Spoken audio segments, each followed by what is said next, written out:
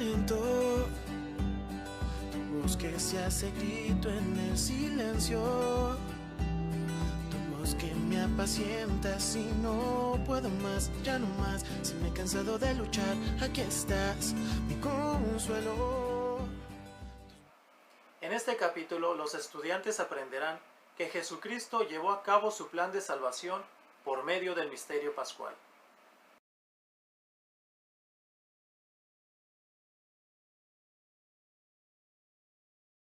Los seres humanos somos personas físicas y aprendemos a través de nuestro cuerpo y de nuestros sentidos. Necesitamos señales y signos externos que nos ayudan a entender la vida. Una luz en rojo significa alto. Un corazón nos enseña sobre el amor. Un abrazo, un apretón de manos nos enseñan sobre la amistad y el cariño. En la iglesia también tenemos estos signos y señales externos que nos ayudan a entender más profundamente nuestra fe. La vida y el ministerio de Jesucristo estuvieron dedicados a predicar el reino de Dios y hacer milagros, y estos eran signos del reino de Dios. El sufrimiento, la muerte, resurrección y ascensión de Jesús se conoce como el misterio pascual. Y el misterio pascual es una parte central de nuestra fe. 40 días después de que Jesús resucitó, subió al cielo. Sin embargo, Cristo no nos dejó abandonados, nos dejó un signo visible para conocer a Dios.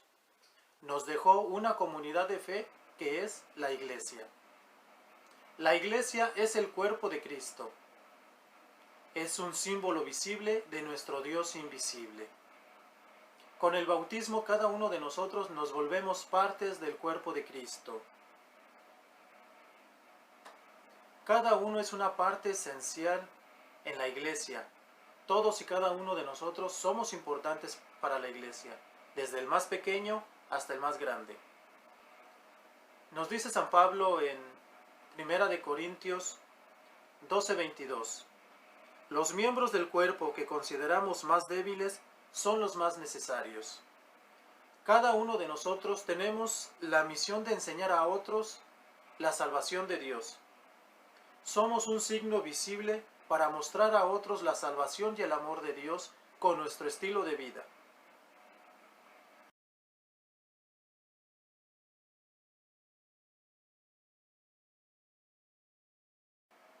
La gran pregunta: ¿por qué la vida merece vivirse? Esta pregunta la vamos a ir entendiendo y comprendiendo más a fondo a lo largo de este capítulo. Descubre qué es importante para ti. Imagina que estás en una isla desierta con solo 3 cosas. Si pudieras escoger estas 3 cosas, ¿qué escogerías para llevarte? Jesucristo resucita de la muerte. Muy temprano, al tercer día después de la muerte de Jesús, algunos discípulos fueron a buscarlo a su tumba y la encontraron vacía. El Evangelio de Marcos nos habla de 2 mujeres, de María Magdalena y María la madre de Santiago y Salomé. Ellas encontraron la tumba vacía y un hombre vestido de blanco les dijo: no se asusten, buscan a Jesús de Nazaret, el crucificado. Ha resucitado, no está aquí. Este joven era un ángel y las envió a que dijeran a los discípulos que Jesús había resucitado. Al principio todo esto parecía increíble para los discípulos. Entonces Jesús se apareció en medio de ellos, enseñándoles sus heridas y comiendo con ellos. Algunos de sus discípulos no se encontraban ahí, y cuando les dieron la noticia de que Jesús había resucitado, no lo creyeron. 8 días después de que Jesús resucitó, se volvió a aparecer en medio de ellos cuando estaban todos los apóstoles reunidos. E invitó a los que tenían poca fe a que creyeran en Él y en su resurrección. Y les dijo: vayan por el mundo y proclamen la buena noticia a toda criatura. El que cree y se bautice se salvará, pero el que no crea se condenará. Jesús envió a sus apóstoles a continuar la obra de salvación y de liberación que él había empezado. Armados con el Evangelio de Cristo, ellos fueron a evangelizar a todas las naciones.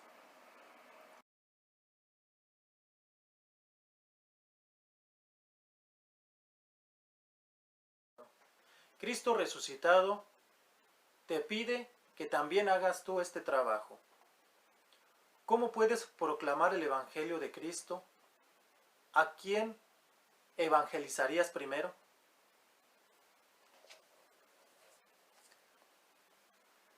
Al resucitar de la muerte, Jesucristo venció a la muerte y nos promete una vida nueva. Y esto es una gran esperanza. Aunque podemos preocuparnos por la muerte, con la fe en Cristo podemos afrontarla con menos miedo.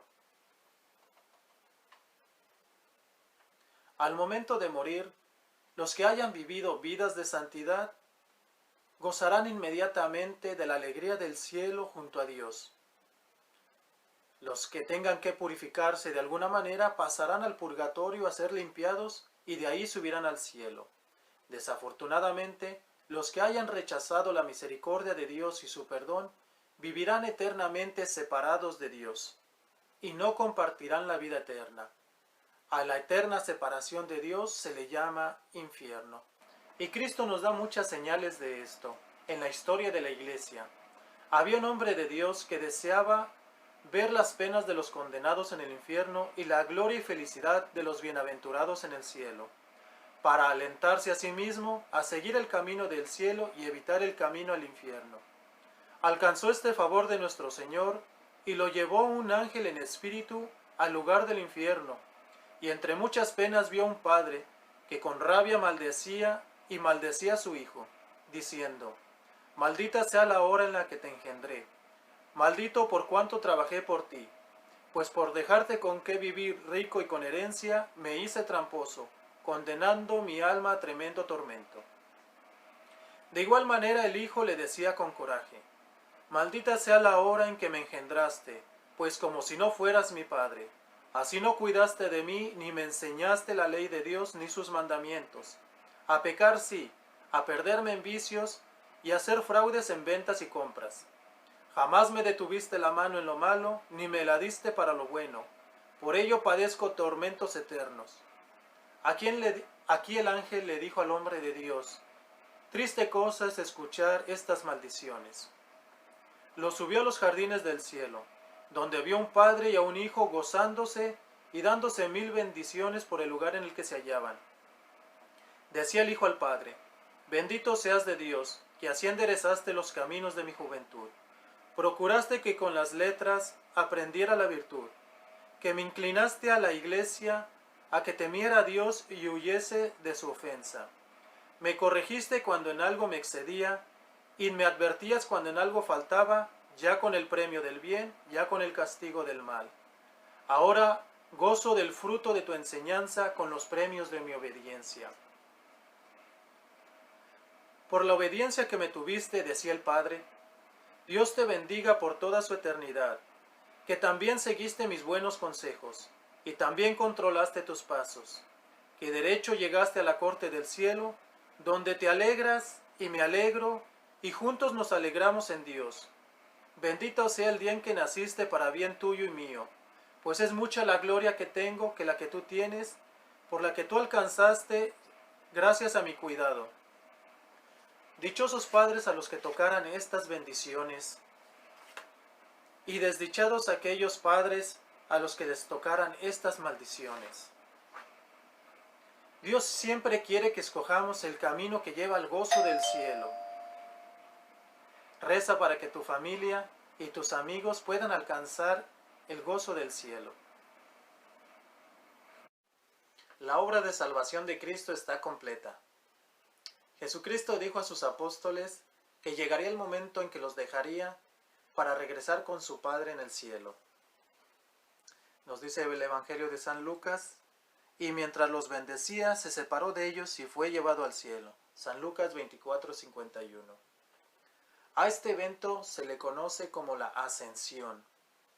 Cristo resucitado se quedó con sus apóstoles 40 días antes de su ascensión, y les habló del poder del Espíritu Santo y los preparó para que ellos continuaran con su misión. Llenos del valor, la fortaleza y la sabiduría que habían recibido de Jesús, los apóstoles empezaron a hablar al pueblo sobre el sufrimiento de Jesús, su muerte, resurrección y ascensión, del misterio pascual. Fue por este misterio pascual que Jesucristo completó el trabajo de salvación. Nos dice el Catecismo de la Iglesia en el numeral 654, por su muerte nos libró del pecado, por su resurrección nos abre el acceso a una vida nueva. En el capítulo 1 de los Hechos de los Apóstoles, versículo 11, también leemos sobre la ascensión y vemos a dos hombres vestidos de blanco que se aparecen a los apóstoles y les dicen: Galileos, ¿por qué se han quedado mirando al cielo? Este Jesús que de entre ustedes ha sido llevado al cielo, vendrá de la misma manera que lo han visto irse. Hechos 1:11. En la última cena también Jesús había dicho: una vez que me haya ido y les haya preparado el lugar, regresaré y los llevaré conmigo para que puedan estar donde yo voy a estar. Y esto es lo que hemos estado proclamando en el credo. Padeció bajo el poder de Poncio Pilato, fue crucificado, muerto y sepultado, resucitó al tercer día y subió al cielo. Con estas palabras Jesús hablaba a sus discípulos sobre su segunda venida, y nosotros también esperamos con gozo y alegría la segunda venida de Jesús, como decimos en el credo, y de nuevo vendrá con gloria para juzgar a vivos y muertos. Este es un tríptico. Como actividad, dibuja aquí 3 etapas del misterio pascual.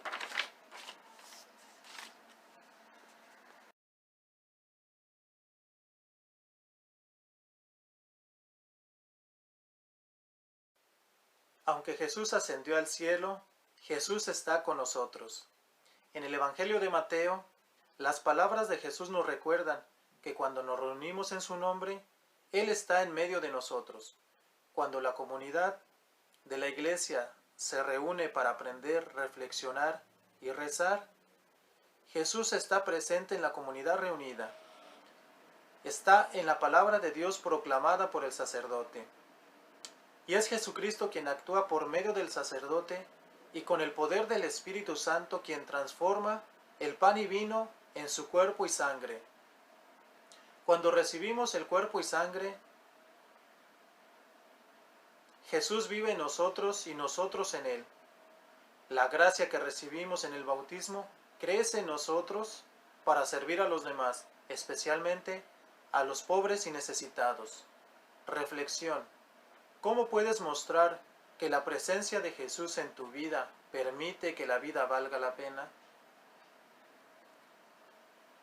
La vida y la misión de Cristo continúan en la iglesia. ¿Y a ti, qué te da fortaleza? Fortalecidos por la venida del Espíritu Santo en Pentecostés, los apóstoles y toda la comunidad cristiana tomaron la tarea de continuar la misión de Jesús. Ese fue el inicio de la iglesia. Recuerden que aparecieron lenguas como de fuego y se posaban sobre cada uno de ellos y todos quedaron llenos del Espíritu Santo. Hechos capítulo 2. Los apóstoles establecieron comunidades cristianas que se reunían regularmente para celebrar la Eucaristía. Alimentados por la Eucaristía, podían vivir lo que Jesús vivió. Nos dice Hechos de los Apóstoles: los que habían sido bautizados se dedicaban con perseverancia a escuchar las enseñanzas de los apóstoles. Vivían unidos y participaban en la fracción del pan y en las oraciones. Todos estaban impresionados porque eran muchos los prodigios y señales realizados por los apóstoles. Todos los creyentes vivían unidos y lo tenían todo en común. Vendían sus posesiones y las distribuían entre todos según las necesidades de cada uno. Con perseverancia acudían diariamente al templo, partían el pan en las casas y compartían los alimentos con alegría y sencillez de corazón. Alababan a Dios y se ganaban el aprecio de todo el pueblo. Por su parte, el Señor cada día agregaba al grupo de los creyentes a aquellos que aceptaban la salvación. En aquellos tiempos la Eucaristía se conocía como partir el pan. Y la Eucaristía continúa siendo el centro de nuestra vida en la Iglesia. Vivimos como Jesús vivió, sirviendo a otros, invitándolos a escuchar la buena nueva de salvación, así que la vida y la misión de Jesús continúa por medio de nosotros, que ahora somos sus discípulos. La Iglesia es el cuerpo de Cristo. Jesús nos ayuda a que seamos fieles a nuestras promesas bautismales todos los días de nuestra vida a través de los sacramentos. El sacramento del bautismo le da a cada miembro de la Iglesia la responsabilidad de contribuir en algo en la misión salvadora de Cristo. Nos dice la primera carta de Pedro 4:10, cada uno ha recibido su don, pónganlo al servicio de los demás. Como dijimos al principio, cada miembro de la Iglesia, desde el más pequeño hasta el más grande, es importante y tiene algo que contribuir a la comunidad de fe. Todos unidos formamos un solo cuerpo, y Cristo es la cabeza del cuerpo, que es la Iglesia. Juntos unidos a Cristo, podemos continuar la obra salvadora de Cristo, de diferentes maneras, como llevando a otros a creer en Jesús, que Él es el Salvador del mundo, llevando sanación y perdón a los demás, esperanza, caridad, viviendo una vida de oración, santidad y buenas obras, trabajando por establecer la paz y la justicia donde sea necesario, ayudando a los pobres, a los desamparados, a los que están solos, a los oprimidos, proclamando la buena nueva por medio de lo que hacemos y decimos. Tú también puedes contribuir en esta obra de salvación. ¿En qué formas puedes contribuir?